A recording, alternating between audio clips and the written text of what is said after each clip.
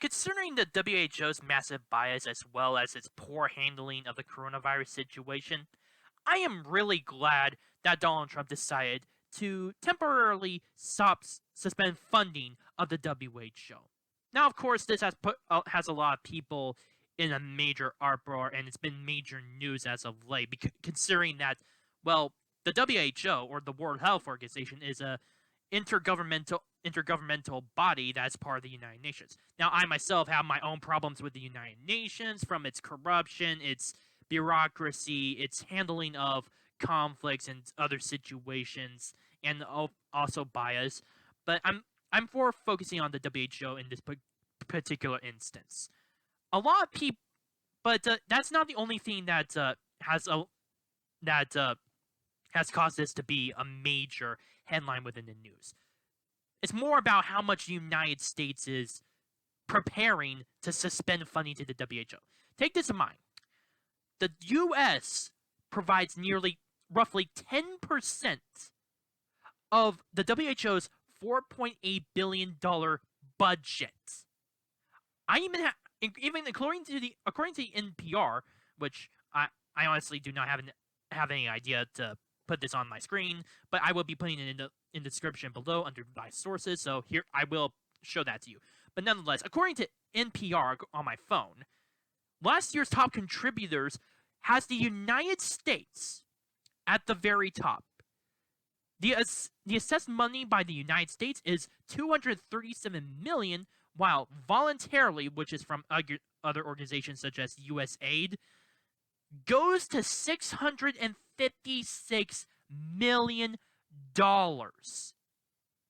That is a lot. That is a lot of money, and the Trump administration has decided that they're going to cease voluntary contributions as well, and are going to shift them to other agencies, in order to fight the coronavirus here in the United States, as well as other functions as well. Of course, a lot of people are. I'm saying this again. A lot of people are not liking this, but here's the thing.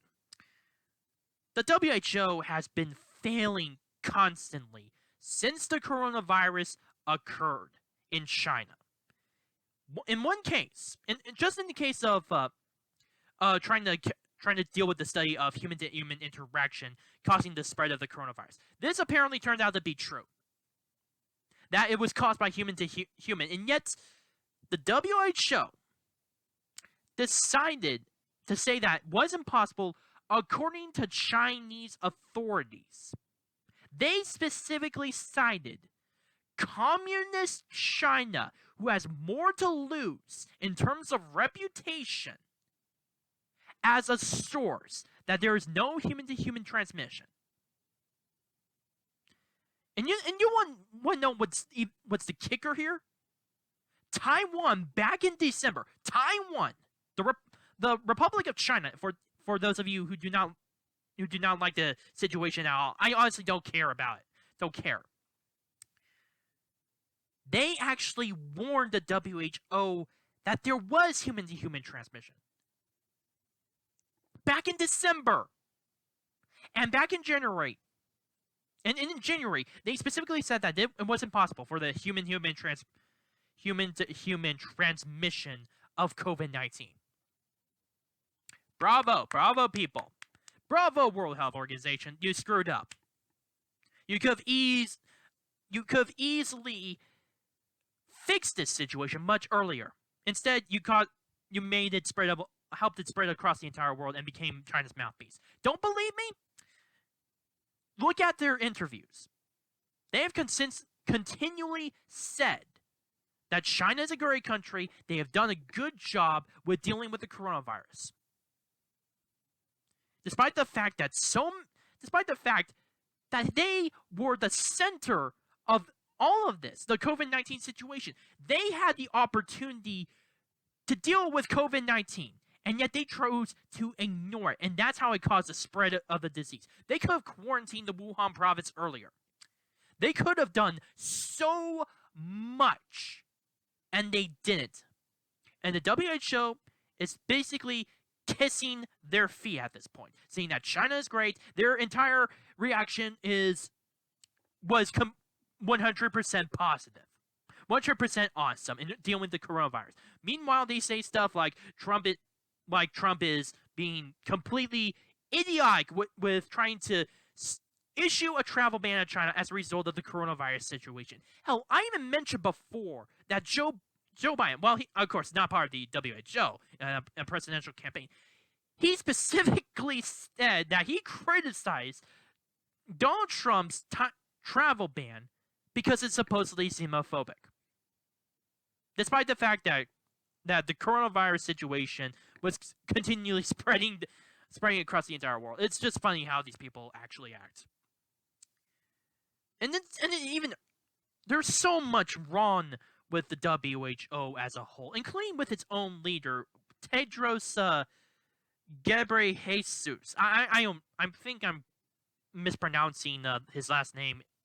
I think I'm pronouncing his last name incorrectly, so I apologize for that. But anyway, Tedros is the Director General of the World Health Organization, and he's been in control since 2016, and he was in several other government positions as well back in his home country of Ethiopia, such as the Minister of Health.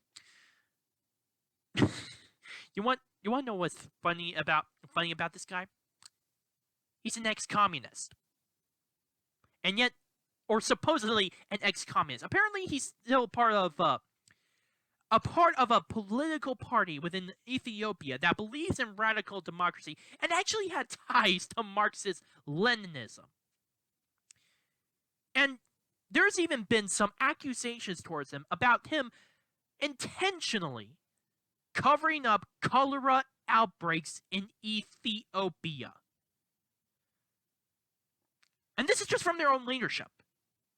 There's so much wrong with the World Health Organization and how they've been handling this situation that I am, like I said before, I am 100% glad that Donald Trump has decided to cut or at least temporarily suspend funding, at least until they can assess how the WHO has been doing with the coronavirus.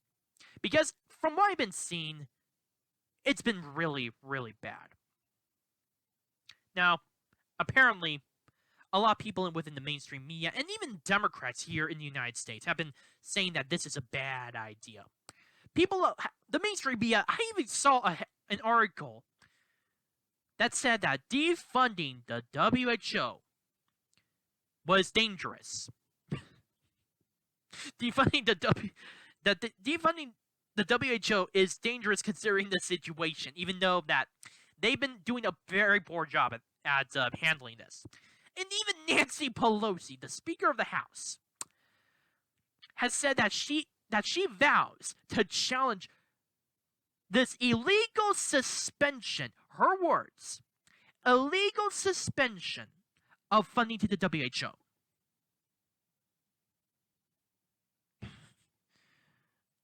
I'm going to want to address these people from one person to another. You want to continue financing the World Health Organization.